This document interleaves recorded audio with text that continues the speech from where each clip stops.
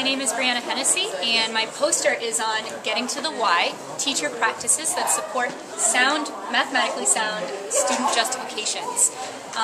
In this case, we've looked at how 7 different teachers implement the same task that requires their students to justify their mathematics.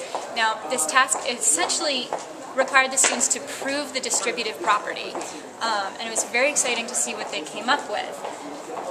For instance, one student came up with a proof that, if you see on my poster, proved using a pentagon that if you have 5 sides of x plus y, each side adds up and you get 5 x's and 5 y's. It was really exciting to look at what the students were doing in the classroom, and even more exciting to see what the teachers did that supported that justification. So, when I looked at my implementations, at my task implementations, I looked at what teachers were doing that helped students to actually make justifications and actually get to that point where they were proving this mathematical idea. Now, some things, so for my results, teachers provided scaffolding questions and they focused students' mathematics, and those 2 things were consistently productive in helping the students to justify their work.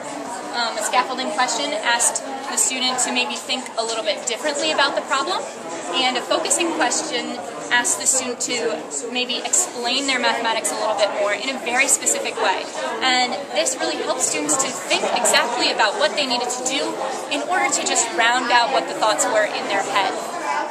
I also identified 2 practices that were not always productive, but sometimes worked really well. For instance, helping students communicate with each other could be really productive in some cases because they know the questions that they need to ask, because, they're not sure of what the answer is. However, the students could go off and do kind of their own thing sometimes, so it didn't work out every time.